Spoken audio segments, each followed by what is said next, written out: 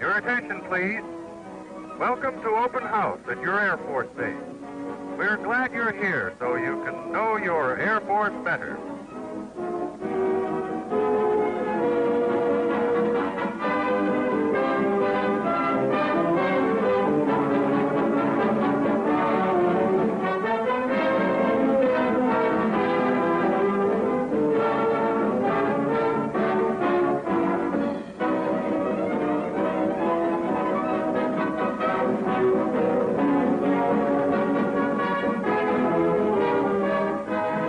It was exciting, even for me.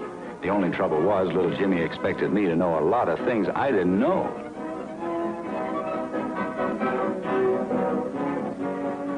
When I looked over one of the planes and saw my family watching me, waiting for words of wisdom, I knew I was a dead duck. Know your Air Force better, the man said. I don't know the Air Force at all.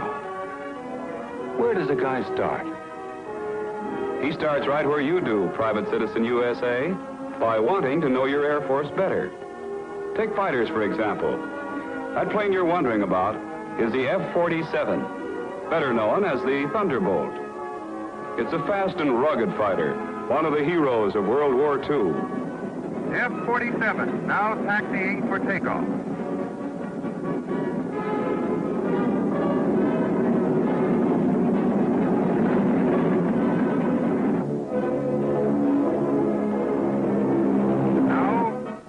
Mustang, F-51.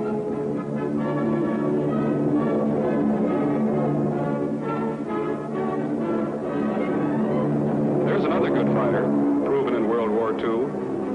But the post-war years have brought new designs. Planes that fly farther and faster. For speed, the hottest thing with props are outclassed by the new jet fighters. They fly faster than 600 miles an hour. The Shooting Star is the first of our post-war jet fighters, and the F-86, fastest Air Force fighter. The Thunderjet is another of our rapidly developing line of jet-propelled fighters. As for the F-89, it's the first four-jet long-range fighter, effective night or day in all kinds of weather. It has a pressurized cabin and a range of more than 1,500 miles. Still another jet fighter, the little experimental F-85, is called a parasite plane because it's designed to be carried aloft by long-range bombers. It's released when necessary to fight off enemy planes.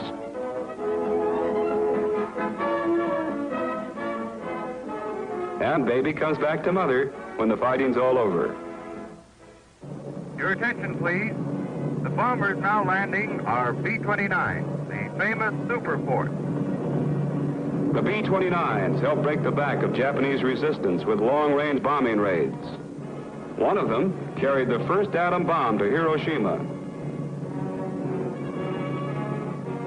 And here comes the B-36, the biggest land-based bomber in the world. Yes, sir, that's the truth. This air giant has a far greater range than any other bomber. That's why the Air Force calls it an intercontinental bomber.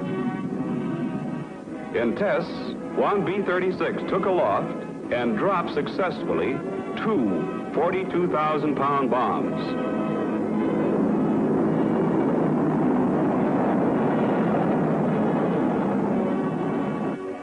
We also have jet-powered bombers, the B-45, powered by four jet engines, with a 1,600-mile fighting range at better than 500 miles per hour. And then there's the big Stratojet with 6 jet engines. It's in the 600-mile-an-hour class with a range of 2,000 miles.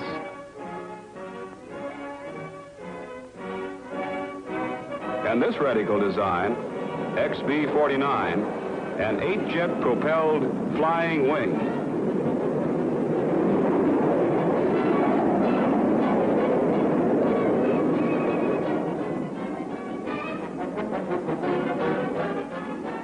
An F-80 buzzing the field. We stood there watching the jets go by. That is, we tried to watch them. Little Jimmy was certainly getting all the excitement he bargained for. As a matter of fact, so was I. Our Air Force is great stuff. A thrill every minute. Easy now. The Air Force isn't all thrills, you know. Take MATS, for example. That's Military Air Transport Service. MATS, for short. A combination of the old Army, Air Force, and Navy Air Transport commands. Covering more than 80,000 miles of air lanes all over the world. MATS is streamlined to expedite the air transport of military personnel and cargo. Materials carried come in every size and shape, requiring trained ground crews to help speed military supplies to destinations everywhere. It's planes like these which are used for all types of emergency service. MATS also uses large transports like the Navy's Constitution, one of the biggest aircraft of post-war years. Another large transport is a C-97 Stratocruiser. This giant goes 4,000 miles non-stop, carrying a payload of 20 tons, or 137 fully equipped combat troops.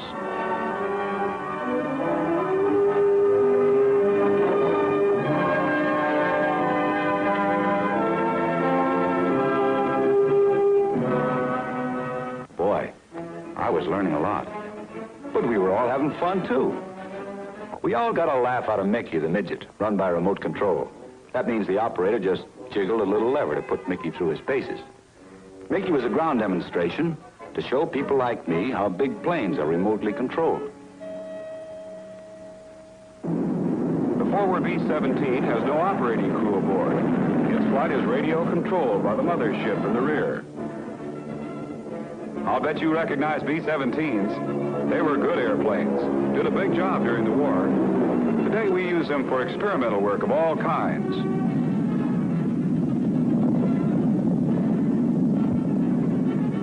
Down in Florida, these pilotless planes are used to make test emergency landings in water. Ditching is the Air Force term.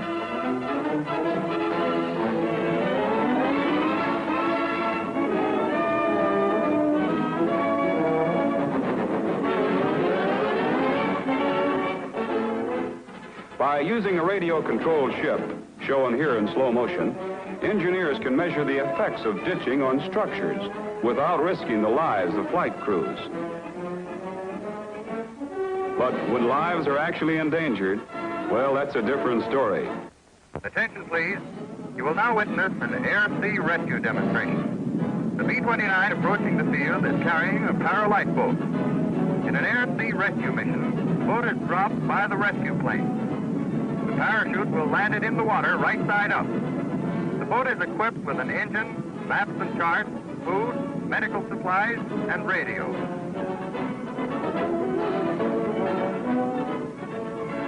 Sometimes the Air Rescue Service Base sends its flying windmills out to give stranded flyers an honest-to-goodness airlift to safety. Besides their use in rescue work, helicopters have many functions.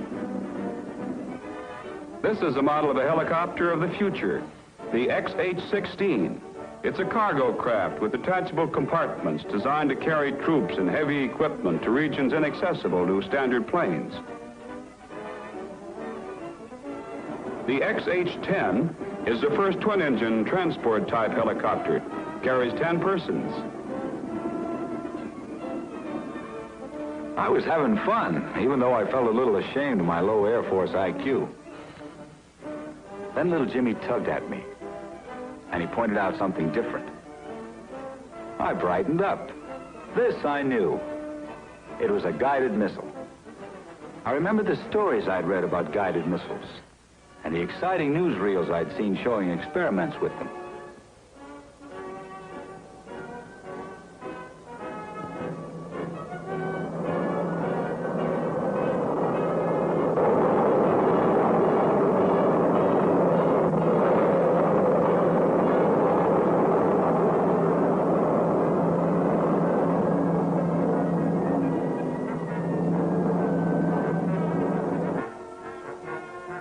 I also remembered seeing a film showing JB-2 rocket experiments at the Air Force Proving Ground Command in Florida. After a guided missile is launched, a jet fighter plane is assigned to shoot it down.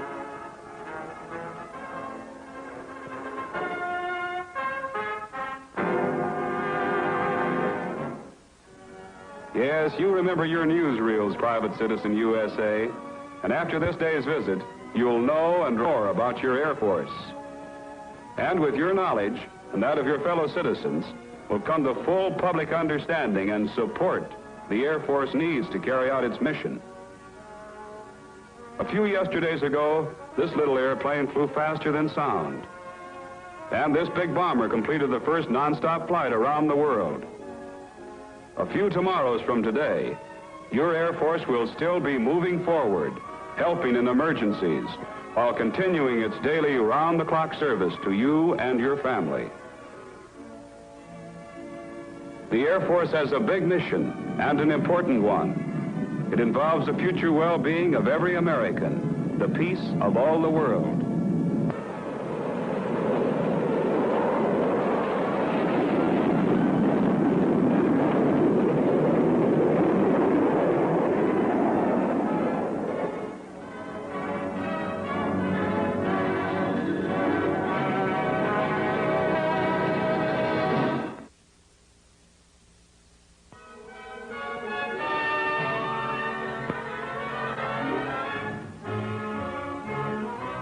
At Workman's capital today are the military men whose job is to make the United States secure against attack. Men who are responsible for anticipating where and what form war might strike again. For the purpose of this particular problem and strategy, let's assume that the United States is being attacked from the north and from the northwest by massive air forces. The only warning we could expect would be what we would normally get from our present radar facilities. In the first wave, attacking would be bombers escorted by rifles. Convinced that the first and perhaps decisive move in any future war may well be a surprise attack from the air, the American people have elected to make air power the nation's first line of defense.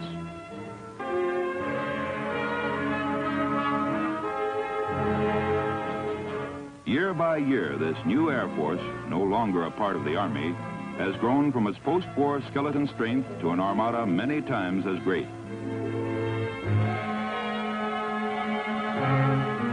But the 70-group force of completely modern planes, which airmen and Congress once agreed was the minimum necessary for national security, has been slow indeed of achievement.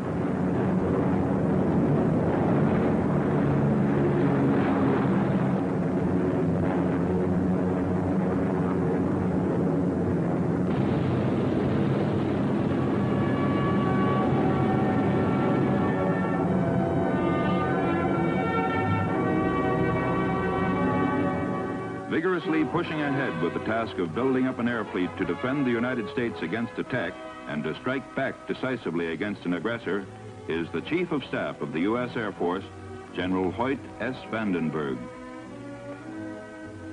For the nation's top airmen are well aware that we can count on only a short term of security before other nations are producing atomic weapons in formidable quantity. Constantly adding to American uneasiness is the post-war political atmosphere. In the United Nations, the U.S. representatives have long been using the enormous power and prestige of their country to secure the peace of the world against the only rival power strong enough to dare overthrow it. But Russia, letting the world know that it already possesses the atom bomb, has continued its provocations.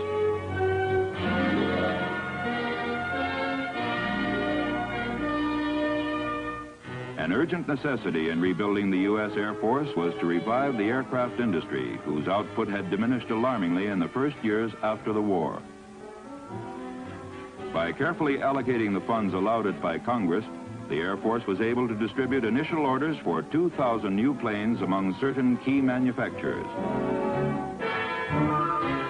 One of the most famous of the post-war models has been the giant B-36, which was only being delivered 3 years after the war, though it had been designed in 1942. For between the time any given plane emerges from the design stage and the time it is ready for delivery, airmen must count on a lapse of several years. Largest of land-based bombers, the B-36 can carry 10,000 pounds of bombs for 10,000 miles, and its enormous tanks can swallow up some 21,000 gallons of gasoline. as much as 2 railroad tank cars can carry. Even the famed B-29 was relegated to the role of medium bomber by the huge B-36.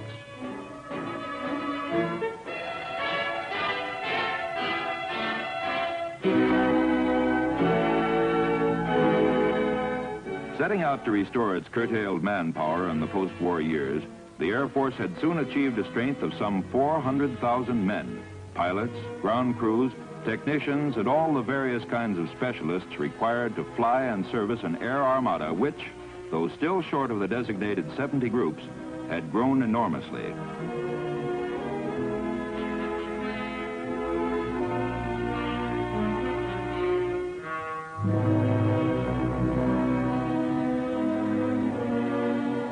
Schooling in the Air Force is an endless process, not only for enlisted men, but for officers as well.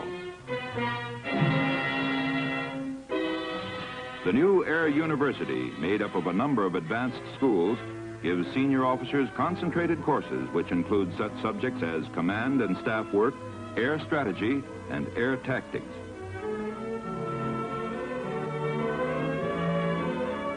Officers selected for the Air University are veterans who held responsible posts during the war, but whose combat activities gave them little chance to become familiar with the broader application of air power. Here they get the special education which prepares them to assume larger responsibilities.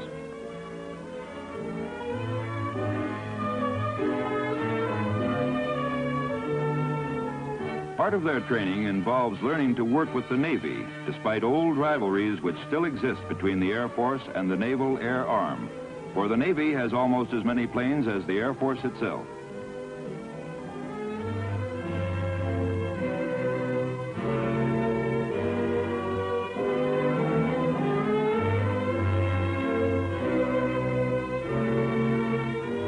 In the work of building up the new Air Force and manning air bases distributed throughout the country and overseas, a key figure is the man who commands the combat group.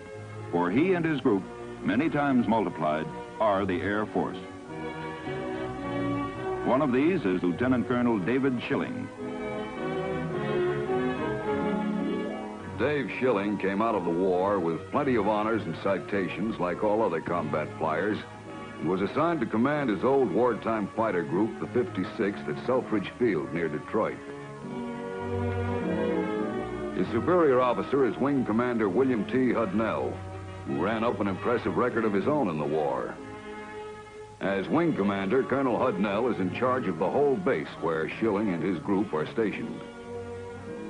While Schilling handles air operations, Colonel Hudnell commands the complex establishment it takes to keep combat groups flying, including the hangars and machine shops where planes are torn down and overhauled between flights. The jet fighters the Air Force is using these days have to be overhauled more often than the old propeller type because of the enormous speed of the turbines and the heat of the engines. The continuing developments in jets call for a lot more technical knowledge on the part of the ground crews, the boys who have to service the planes and keep them in shape. Knowing what the weather is like all over the country is important to jet flyers. They cover 600 miles an hour, flying 7 or 8 miles up. They have to be sure of just what conditions they're going to meet at the end of a cross-country trip.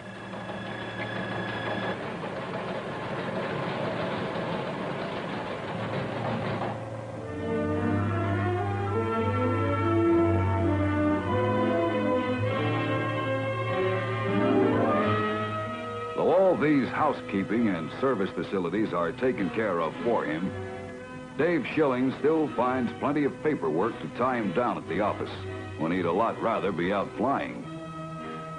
To keep the job of administration in hand, he relies on his staff.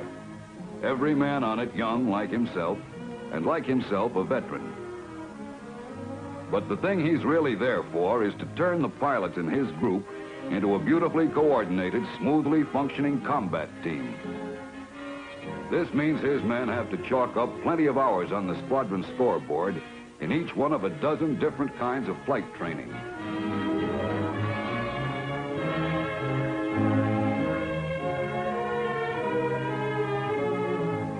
The flying performance of the individual pilot is what largely determines how each group stacks up as a fighting unit. When the pilots of the 56th Fighter Group are accumulating air hours, Dave Schilling is apt to be out on the runway. He likes to keep an eye on them, particularly on the youngsters newly assigned to the group who are just beginning to get the hang of combat tactics in hot planes like the Lockheed F-80 that Schilling's group flies.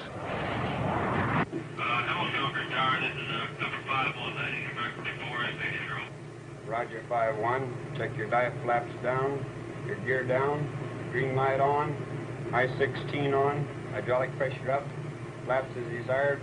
You're clear in number 1.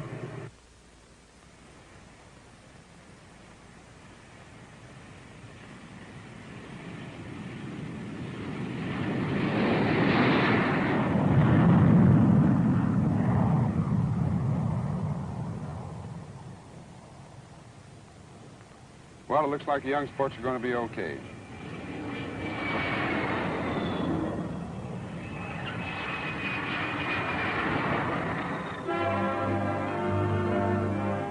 At the Officers Club, where all the pilots meet at the end of the working day, everybody talks one thing: shop.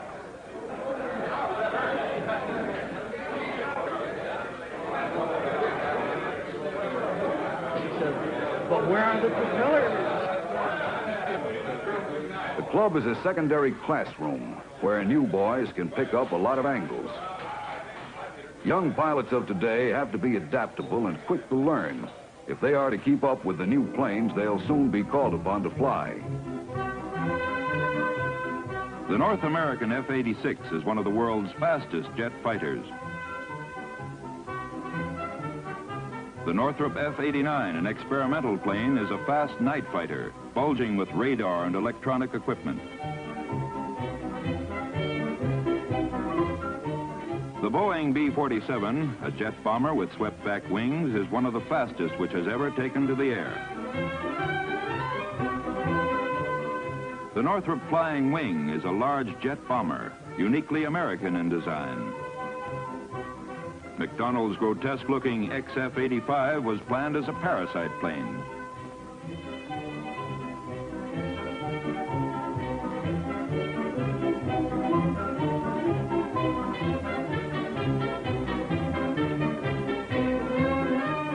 It was designed to be carried in and launched from its mother ship, a big bomber, to provide fighter protection deep inside enemy territory. Having no landing gear, the fighter returns to its mothership after its mission is completed.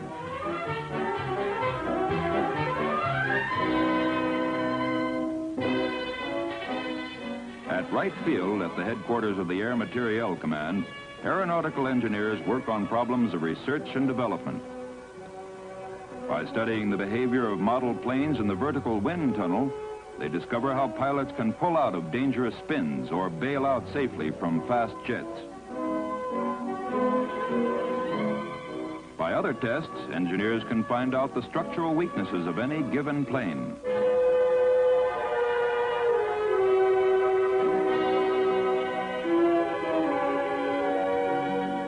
In aviation medicine, intensive research is directed toward making life easier, longer, and safer for pilots. Tests made on startling machines like the Wright Field centrifuge indicate that future rocket planes flying well over 1,000 miles an hour may be piloted from a prone position. Thus, airmen will be better able to withstand the terrific pull of gravity in tight turns.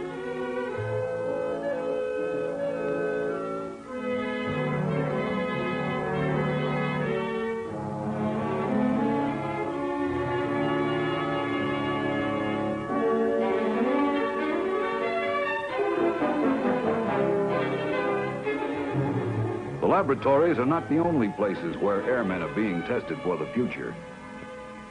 In the 56th and every other Air Force group, pilots and planes are always being tried out on long operational flights. Dave Schilling and his men have flown to Alaska and every corner of the United States. And they were the first American jet group ever to fly the Atlantic. With the weather we have today, extending over the eastern portion of the United States. We should make Goose Bay tonight. Are there any questions? Okay, be in our cockpits. At 14:40, takeoff will be 14:55 hours. Let's go.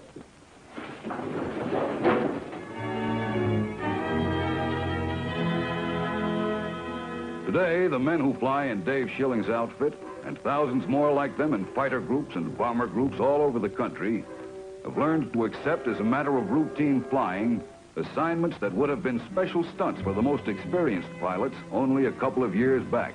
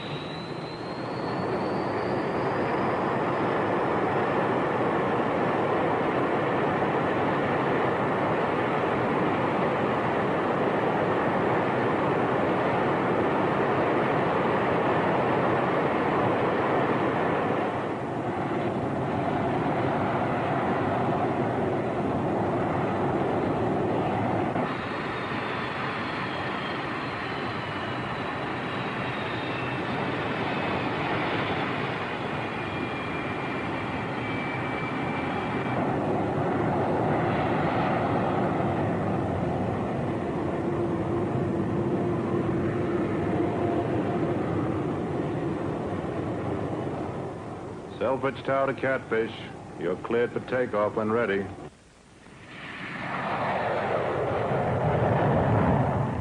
Today, the aim of the U.S. Air Force is to become a weapon so formidable that no potential enemy will dare risk its counter blows.